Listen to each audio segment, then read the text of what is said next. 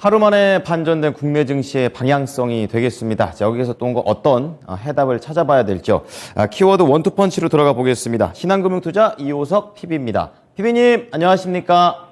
네, 안녕하십니까. 이호석 PB입니다. 네, 오전장의 분위기는 약간 무거운 그런 상태가 되겠습니다. 오전장을 관통할 만한 펀치 어떤 게 있었을까요? 네, 러시아 우크라이나 전쟁 장기와 글로벌 식량위기 조금 더 길게 보자입니다. 네, 에그플레이션에 대한 얘기인 것 같은데 좀 자세히 들어보겠습니다. 네, 맞습니다. 에그플레이션이라고 저희가 보통 말씀을 드리는데요. 우크라이나 같은 경우에는 전 세계 한 4위의 이제 곡물 수출국이고요. 우크라이나 경작지 면적 자체가 러시아가 침공하기 전 기준으로 저희가 생각해보면 우리나라 남한 기준으로 한 3배 면적에 달하는 정도의 경작지를 가지고 있었거든요. 그렇지만 러시아와 전쟁 이후에 이것이 약 25% 정도 소실됐습니다. 그러니까 쉽게 말해서 4분의 1이 없어졌다라고 생각을 하고요. 너무 당연하게도 이제 경작지가 그만큼 줄어들게 되면 생산량 자체도 줄어들 수밖에 없는데요. 올해 우크라이나 농업 생산량 자체가 전년 대비했을 때 한 20% 정도 감소할 것이라는 전망까지도 나오고 있습니다. 결국은 핵심은 이제 경작지가 줄어든 것도 문제가 될 수 있지만요. 일단 러시아가 흑해를 봉쇄하면서 곡물 수출까지도 이제 타격을 입게 되고 농민들도 파종해야 되는 곡물 종류를 또 바꿔야 되는 이중고까지도 나오고 있다는 부분이고요. 이것이 그렇다면 과연 단기에 끝날 이슈냐 끝날 이슈인가에 대한 이야기를 해봐야 될 것 같은데요. 결국은 이제 글로벌 식량 위기에 대해서 조금 더 장기적인 안목에서 접근을 할 필요가 있다는 겁니다. 지금 러시아 우크라이나 사태 때문에 말 그대로 전쟁으로 줄여서 말씀드릴게요. 이 전쟁으로 인해서 에그플레이션이 가속화된 것은 맞지만 기존에 가지고 있었던 위험성에 대한 것도 내포가 되어 있었는데요.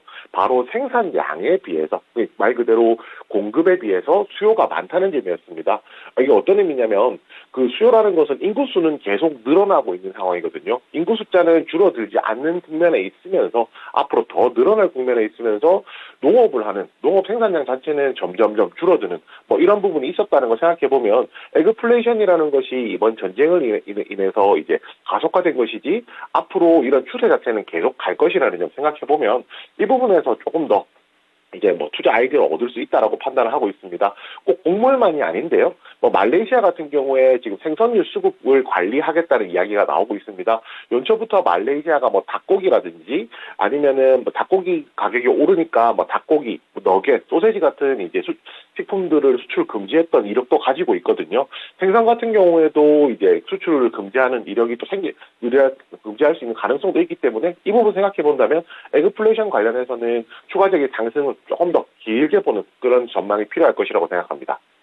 네, 에그플레이션 관련된 종목들에 대한 전망을 해봤습니다. 자, 그렇다면 오늘장 지금 제가 봐서는 좋은 게 딱 보이지는 않는데 이길 수 있는 펀치 어떤 게 있을까요? 네, 새 정부 법인세 개정 진흙 속에서 진주 찾기입니다. 네, 자 지금 정책에서 답을 한번 찾아보자 이렇게 말씀하셨는데요. 좀 자세히 들어가 주십시오.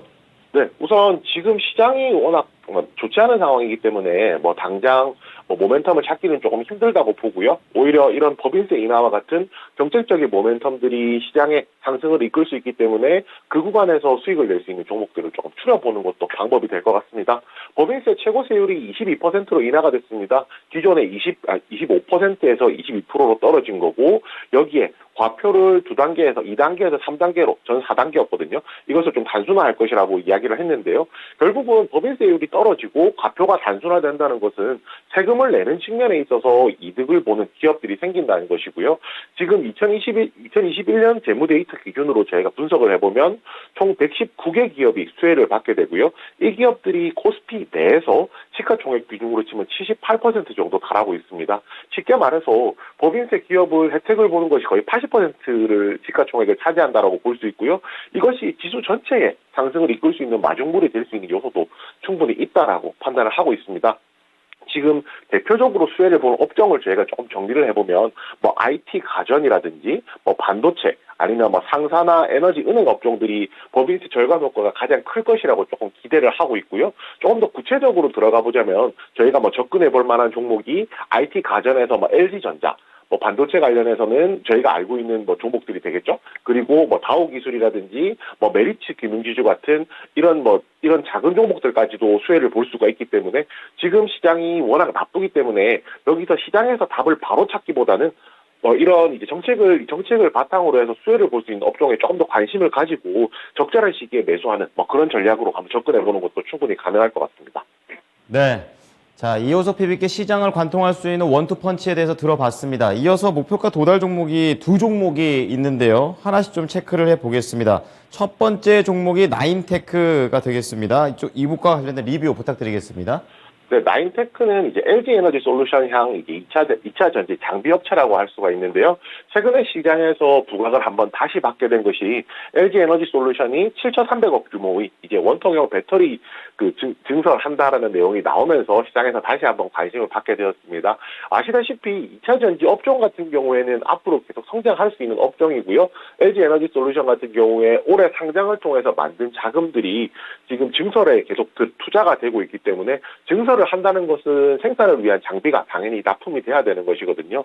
그에 따른 수혜가 있을 것이라고 기대를 하고 있습니다. 그 다음 목표가는 우선은 조금 짧게 드리겠습니다. 지금 시장 자체가 좋지 않기 때문에 전고점으로 기준을 잡았는데요. 다음 목표가 4,800원으로 정했습니다. 네. 나인테크는 한 달 전에 샀으면 수익률이 50%군요. 자, 그럼 두 번째로는 G2파워입니다. 이 정책에 대한 얘기를 앞서서도 해주셨는데요. 관련해서 리뷰 부탁드립니다. 네, 그 G2파워 같은 경우에는 수배전반 상태 감시 진단 전문 기업입니다. 이 수배전반이라는 것이 이 전력을 어떻게 적절하게 효율하게 사용할 수 있는지에 대한 부품이라고 생각을 하시면 되고요.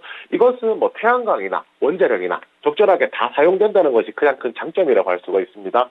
어저께 특히 이야기가 많이 부각된 건데, 탄소 중립이라든지 에너지 자립주의를 이제 이야기가 많이 나오면서 원자력이나 이제 그린 에너지, 신재생 에너지라 저희가 부르죠. 이런 그린 에너지들에 대한 시장이 더 커질 것이라는 전망들이 나오기 시작했었는데요. 제가 앞서서 말씀드렸듯이 사업 구조 자체가 원자력이나 태양광 이런 것들을 전부 아우를 수 있는 사업 구조를 가지고 있기 때문에 그에 따른 장점이 있다라고 보이고요. 추가적인 주가 상승도 가능할 것이라고 생각을 하고 있습니다. 그 다음 목표가도 좀 비슷하게 드릴 건데요. 지금 구간에서 오늘 장이 나쁘기 때문에 당연히 조정은 충분히 나온다라고 생각하고 지금 시점에 들어간다라고 생각을 했을 경우에 그 다음 매물이 가장 많은 구간까지는 도달이 가능할 것이라 생각을 합니다. 그 가격은 38,000원이고요. 3차 목표가는 38,000원으로 정했습니다. 네, 한 종목은 50%, 한 종목은 거의 40%에 가까운 수익률을 내는 종목들 리뷰를 들어봤습니다. 오늘 말씀 잘 들었습니다, PB님. 네, 감사합니다. 네, 지금까지 신한금융투자 이호석 PB와 함께한 키워드 원투펀치였습니다.